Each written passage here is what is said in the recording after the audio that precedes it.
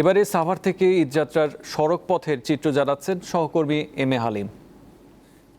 যেমনটি বলছেন, আমি কিন্তু এই মুহূর্তে হ্যাঁ, রয়েছি নবীনগর চন্দ্রা মহাসড়কের যেটি পল্লী বিদ্যুৎ স্টেশন। এটি বাইপাইলে ঠিক আগে আজও কিন্তু বাইপাইলে থেকে কিন্তু ঘরমুখো মানুষ যারা তারা যাচ্ছেন, এবং তার কারণে কিন্তু এখানে যে এই পরিবহনগুলো থেমে রয়েছে, এবং সেই কারণেই আমরা দেখতে পাচ্ছি যে বাইপাইল থেকে যে পল্লী বিদ্যুৎ পর্যন্ত সেখানে একটি ছোটখাটো একটি যানজটের সৃষ্টি হয়েছে। সেটি 2 থেকে 3 কিলো হবে। এছাড়া কিন্তু সাভার থেকে এই পল্লী বিদ্যুৎ এবং নবীনগরগামী প্রত্যেকটি বাস স্ট্যান্ডে কিন্তু আজও কিন্তু ছোট ছোট জটলা রয়েছে। যারা গতকালকে যেতে পারেনি তারাই মূলত আজকে সকালবেলা তাতে নিজ নিজ গন্তব্যে যাচ্ছেন। আপনাকে একটি তথ্য জানিয়ে রাখি, চন্দ্রা থেকে যেটি জিরানী পর্যন্ত যে যানজটটি, সেটি একটি দীর্ঘ আকার রূপ ধারণ করে, এবং সেটি কিন্তু আজ সকালবেলা পর্যন্ত সেটি বহাল ছিল, এবং এখন আস্তে আস্তে পরিবহন সংকটটা কিন্তু আমরা দেখতে পাচ্ছি যে অনেকটাই কিন্তু ঢাকাগামী যে লেনটি রয়েছে সেখানে কিন্তু পরিবহন একেবারেই নেই। কারণ গতকালকে যানজটে পড়ে যে পরিবহনগুলো গিয়েছিল নিজ নিজ গন্তব্যে, সেখান থেকে ঢাকামুখী ফেরত আসার পরে কিন্তু পরিবহন সংকট অনেকটা কাটবে। আজ সকালবেলা কিন্তু পরিবহন সংকটের কারণে আমরা দেখতে পাচ্ছি যে অনেকে কিন্তু খোলা ট্রাকে করে কিন্তু তাদের পরিবার পরিজনদের সাথে ঈদ করার জন্য তারা নিজ নিজ গন্তব্যে যাচ্ছেন।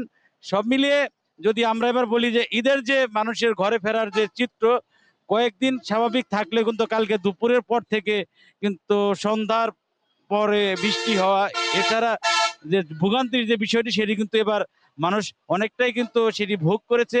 এবং আজও যে স্বাভাবিক একটি বিষয় যেটি আমরা দেখতে পাচ্ছি যে এখনো পর্যন্ত মহাসড়কে গতকালকের তুলনায় চিত্র কিন্তু অনেকটি ভালো। তবে এবার যে বিষয়টি লক্ষণীয় সেটি হচ্ছে যে ধাপে ধাপে ছুটি হওয়ার কারণে কিন্তু এবার মানুষ কিন্তু আগে ভাগে অনেকে যারা তাদের গ্রামের বাড়িতে ছুটে চলে গেছেন, এবং শ্রমজীবী মানুষের কারণে কিন্তু এই গতকালকে থেকে যে ভোগান্তি সেটি আমরা দেখতে পেয়েছি। তো এই ছিল আমার কাছে সর্বশেষ। গার্মেন্টস ছুটির পর গতকাল গাজীপুরে তীব্র যানজট তৈরি হয়, যা রাত পর্যন্ত চলে। গাজীপুর থেকে সকালের চিত্র জানাচ্ছেন সহকর্মী জাহাঙ্গীর আলম। রয়েছে ঢাকা টাঙ্গাইল মহাসড়কের চন্দ্রাত্রী মোড় এলাকায়। রাতভর বৃষ্টির পর যানজটের মুখেই কিন্তু উত্তরবঙ্গগামীর বিভিন্ন যাত্রীরা বিভিন্ন গণপরিবহনে যাচ্ছে, যে ঈদের আনন্দ উপভোগ করতে তারা যে যে উপায়ে পারছেন সেই উপায়ে তারা যাচ্ছেন। ট্রাকে কিংবা বাসে, এবং ট্রাকের ছাদে এবং মালবাহী ট্রাকের মধ্যে করে যাচ্ছেন। আমরা দেখতে পাচ্ছেন যে দীর্ঘ সারিতে কিন্তু যদিপুর থেকে টাঙ্গাইলগামী যে রুটটি রয়েছে সেই রুটি দিয়ে যানবাহন চলাচল করছে। পাশাপাশি নবীনগর থেকে যে রুটটি চন্দ্রা হয়ে টাঙ্গাইলের দিকে গিয়েছে সেই রুটটি কিন্তু লম্বা সারিতে যানবাহন চলাচল করছে।